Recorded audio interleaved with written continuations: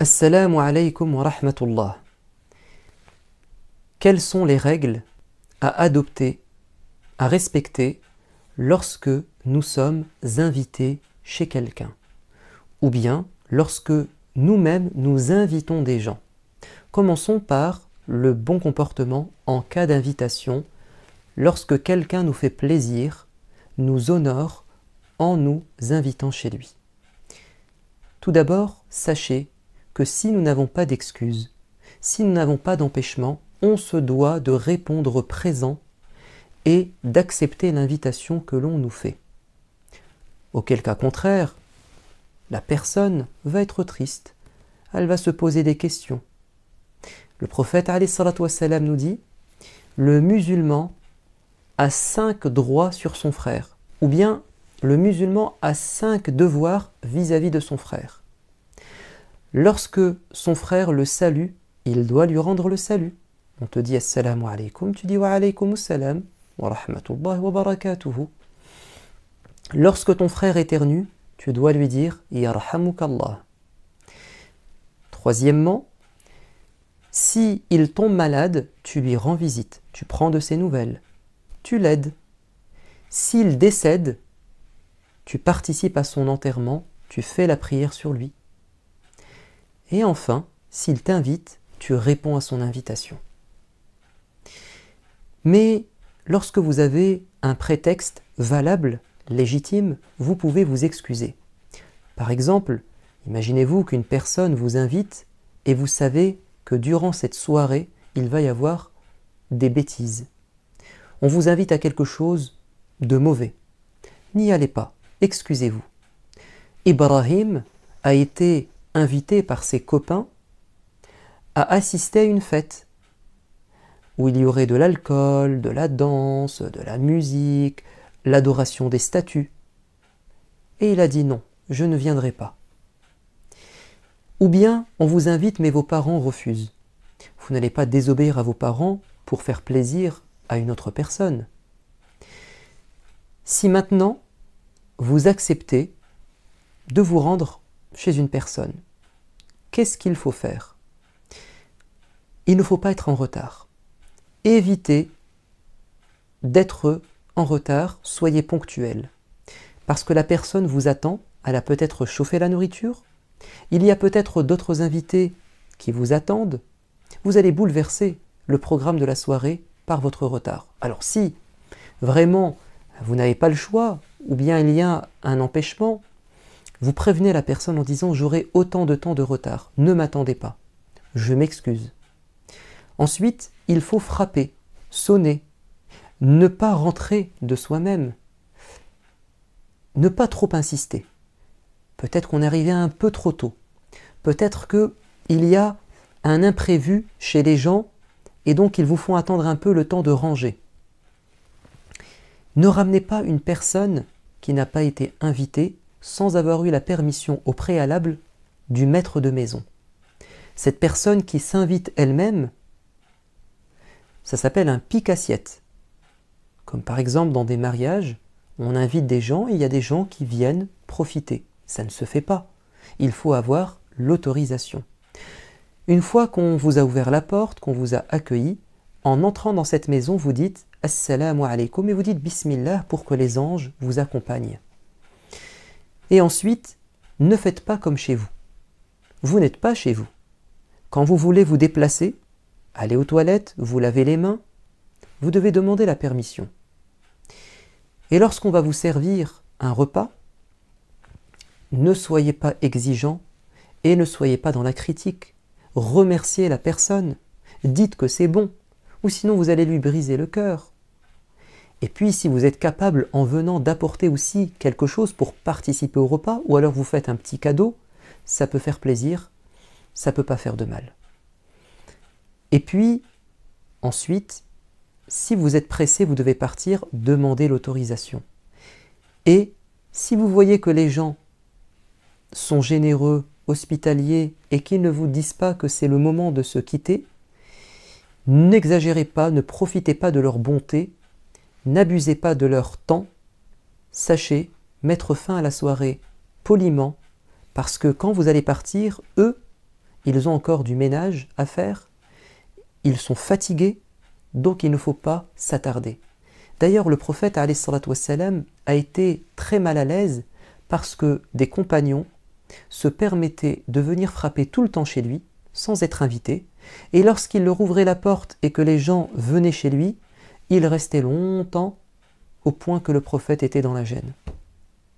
Et c'est Allah en personne qui, dans une sourate, Al-Ahzab, va donner cette règle, ou ces règles. Ne vous rendez plus chez le prophète, à moins d'y être invité par lui. Et s'il vous invite, et que vous entrez, ne restez pas tellement longtemps qu'on va vous poser le repas. Mais si on accepte de vous offrir un repas, dès que le repas est terminé, prenez congé. Également, lorsque vous devez partir, vous remerciez les gens et vous leur faites des invocations. Et puis vous êtes invité à leur rendre l'appareil en les invitant une prochaine fois. Ensuite, quel est le bon comportement cette fois-ci lorsque vous invitez des personnes chez vous? La première règle, c'est de leur faire un bon accueil. Le prophète alayhi salatu wassalam a dit: celui qui croit en Dieu et en une vie après la mort, au jour de la résurrection, qu'il fasse du bien, qu'il honore, qu'il soit bienveillant envers ses invités. Ça fait partie de la foi et de la bonne conduite. Le meilleur exemple, c'est celui de Ibrahim dans le Coran. Il a reçu la visite inopportune, il ne s'y attendait pas, de 3 étrangers. Il les a accueillis chez lui. Alors, comme ce sont des étrangers qui viennent de voyage, ils ont faim, donc il est rentré dans la cuisine, il est parti voir sa femme, Sarah, et il lui a dit: on va préparer un excellent repas à nos invités. Et lui, c'était un fermier, un éleveur. Alors, il a regardé dans tous ces animaux et il a choisi l'animal dont la viande est la meilleure. Il n'a pas choisi le mouton, ni la chèvre, ni un chameau, ni un cheval. Il a choisi la viande des bovins, la famille des vaches. Et dans cette famille, il a choisi la viande la plus tendre, c'est celle du veau, quand il est tout petit. Et il n'a pas choisi n'importe quel veau. Il a choisi le veau en meilleure santé, le plus dodu, le plus gras, c'est-à-dire le meilleur. Vous savez, un éleveur, il n'égorge pas un veau, il n'abat pas un veau, parce que c'est une perte d'argent, c'est un mauvais calcul. Le veau, si c'est un mâle, il va devenir un taureau, donc il faut le laisser grossir pour avoir plus de viande. Et si c'est une femelle, elle deviendra une vache qui vous fera des petits et vous donnera du lait. Et en tuant ce petit, on va être privé du lait de la mère. Donc, ça signifie que Ibrahim, il ne prenait pas en compte les pertes matérielles. Ce qui l'intéressait, c'est ce qu'il va gagner auprès de Dieu. Et vous savez comment il a fait cuire la viande? De la meilleure des manières, en la faisant rôtir. Et quand il a posé l'excellent plat, les invités ont refusé de manger. Ils n'ont même pas goûté. Et là, Ibrahim a eu peur. Mais les anges l'ont rassuré en lui disant: nous sommes des anges. Je viens de le dire. Nous ne mangeons pas. On est venu sous l'apparence de 3 hommes afin de t'annoncer une bonne nouvelle. Tu auras le fils dont tu rêvais et dont ta femme rêvait, parce que Sarah était malade et Ibrahim était vieux, et pourtant ils vont avoir Ishaq comme enfant. Vous avez également cette magnifique histoire au temps du prophète alayhi salatu wassalam. Ce dernier était en train de parler à ses compagnons dans la mosquée, lorsque tout à coup un voyageur se présente. J'ai faim, je n'ai pas de toit, je n'ai pas d'endroit où dormir. S'il vous plaît, venez-moi en aide. Directement, le prophète se propose en lui disant: attends. Il dit à un homme: va frapper à la porte de ma maison et demande si nous avons de la nourriture. Et l'homme va revenir quelque temps plus tard en disant: il n'y a rien chez toi, tu n'as que de l'eau. Donc le prophète était encore plus dans le besoin que cet homme. Et pourtant il était le premier à vouloir faire du bien. Alors le prophète déçu va dire « Qui veut bien l'accueillir ?» Et un homme va dire « Moi, prophète, je le prends chez moi ce soir. » Et il va emmener son invité, et quand il rentre dans la maison, il dit à son épouse « On a un invité, prépare un bon repas. » Et son épouse va lui dire « Mais mon mari, nous n'avons que ce qu'il suffit à nourrir nos enfants.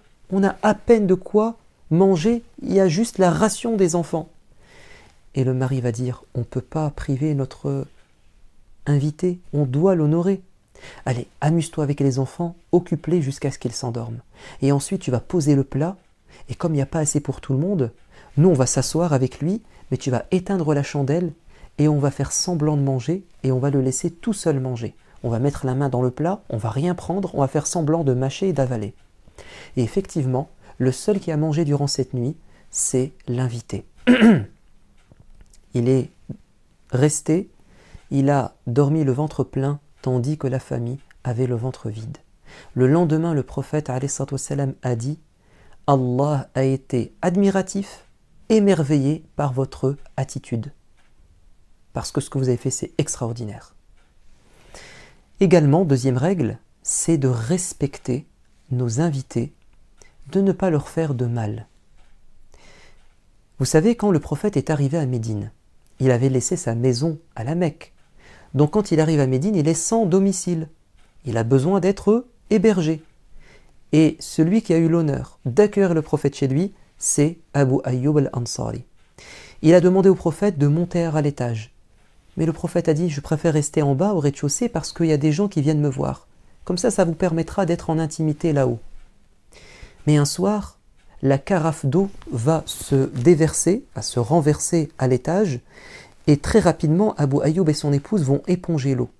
Et le lendemain, ils vont dire « Prophète, monte s'il te plaît, parce que voilà ce qui s'est passé, et en fait, on n'aime pas être entre toi et la révélation du ciel. »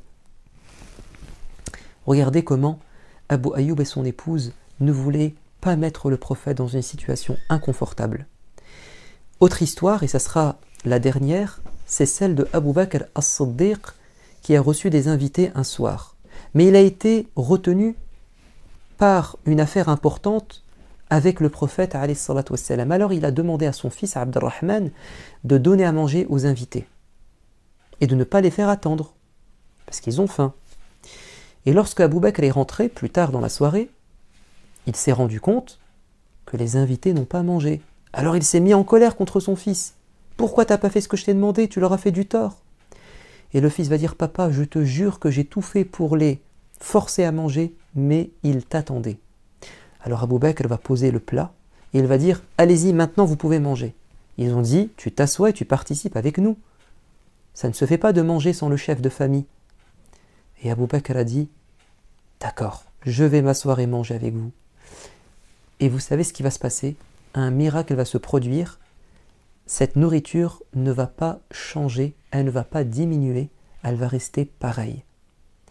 Et quand Abu Bakr va raconter ce miracle au prophète, le prophète va dire « C'est une bénédiction qui a touché la famille d'Abu Bakr. » Et ils vont partager ce repas miraculeux avec les pauvres. Soyez donc généreux avec vos invités et ayez un bon comportement lorsque vous êtes invité. Avant de vous quitter, un petit hadith qui, vous allez le voir, met en valeur le bon comportement du prophète alayhi salatu wassalam. De quoi s'agit-il? Le prophète a dit « Si l'on me conviait, on m'invitait, à manger une épaule ou un pied de mouton, c'est-à-dire la partie la moins noble de la bête, c'est-à-dire la partie que les gens ne préfèrent pas, alors j'accepterai volontiers l'invitation. Si on m'invite, même si le repas n'est pas extraordinaire, j'accepte quand même pour faire plaisir à la personne, c'est le geste qui compte. Et si on m'offrait une épaule ou un pied de mouton, alors je le prendrai volontiers. » Et je viens de me souvenir d'une histoire que j'ai oublié de vous raconter. Un jour, le prophète alayhi salatu wassalam a été invité par un homme. Il a dit « Oui, je viens, mais est-ce que mon épouse Aïcha peut m'accompagner ?»